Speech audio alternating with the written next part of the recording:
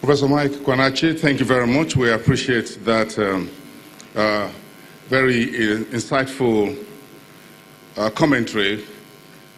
But may I speak for about a minute about myself?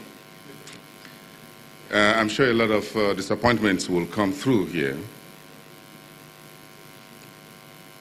My parents, mom and dad, are from Kogi State.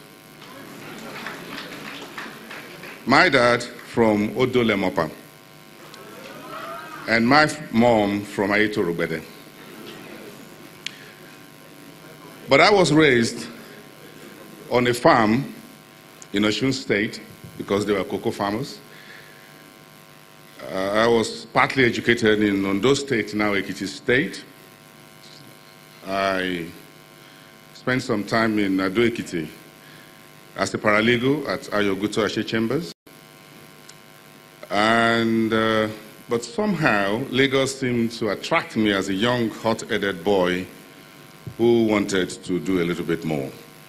So I've been paying more tax to Lagos State than other states in the last many years of my life. But my parents have one very little two-bedroom flat in Ayetoro-Gbede, but we've been paying tax for that, Mr. Governor. So just in case you're holding me on the way out here and saying the tax people, I see one or two people wearing tax from the tax office, ask if he pays any tax in Kogi State. Yes, we've been paying tax on that very little house that we have there in Ayetoro-Gbede. So I'm 100% Kogi State. Now, but we can build another Lagos here, so, and that's what we're talking about. And I'm not sure the Lagosians here would like that. But let's get a few goodwill messages in here. Let's put our hands together for Herbert Wigwe, who is the Managing Director and Chief Executive Officer of Access Bank, to give us a minute of his goodwill message.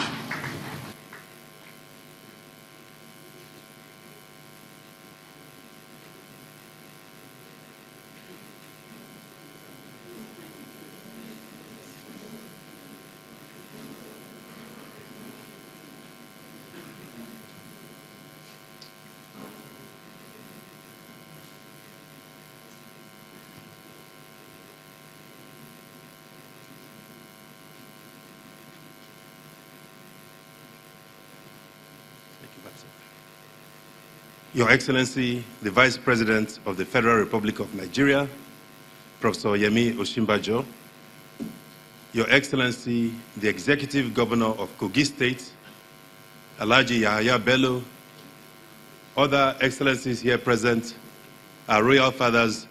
The time is fast spent, so please permit me to stand on existing protocol.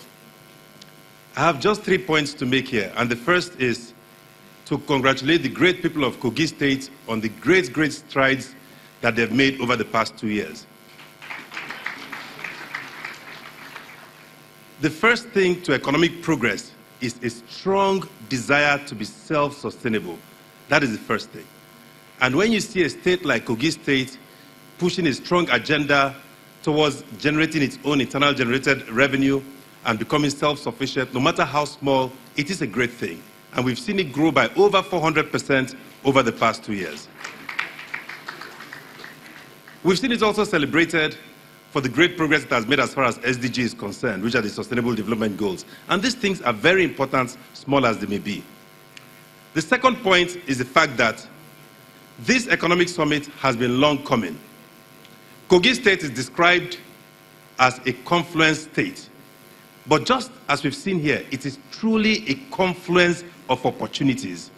Opportunities in mining, opportunities in agriculture, opportunities in tourism. Now, when we talk of Nigeria moving towards becoming self-sustainable, let us talk about mining. Now, not many people used to come here many years ago until the Dangote cement company was set up here, which is one of the largest cement companies anywhere in the world. This represents just one opportunity in mining as far as Kogi is concerned. Prof spoke about Ajokuta and its steel opportunities. No great country can ever make progress if you do not invest in that steel infrastructure as well. Kogi has all of this.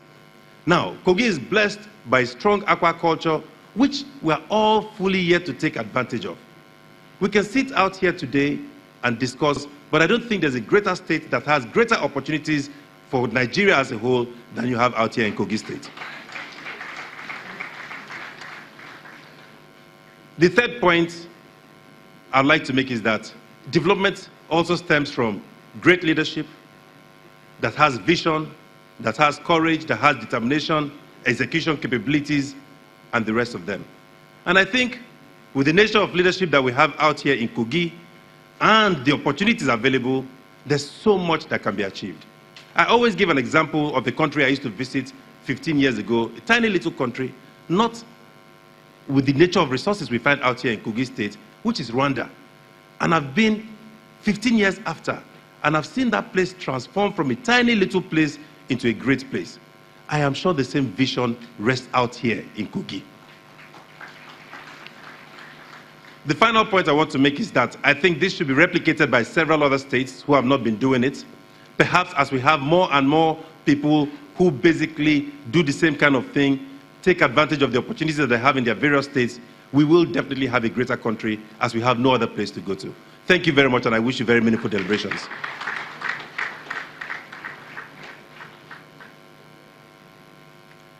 We'll move on very quickly, ladies and gentlemen, to have the Managing Director and Chief Executive Officer of Development Bank of Nigeria, Tony Opanachi, give us 1 minute.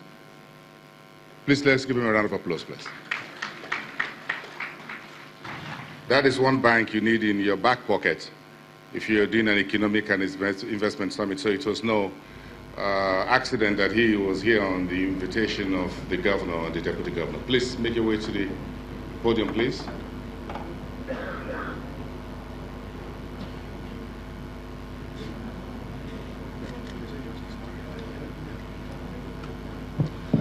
Your Excellency, the Vice President, Your Excellency, the Executive Governor of my state.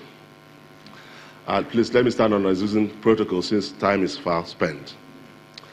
First, again, I join other Kogites to also welcome you to this state of opportunity. I think this is quite a very great opportunity for us to be here to really redefine the investment potentials of this state. It's always been the potential all this while, but I think it's now opportunity for us to harness it. So the best government can do is to provide the enabling environment, which I really thank His Excellency the Governor for providing this opportunity to invite people to come and take this opportunity and make the difference in Kogi State.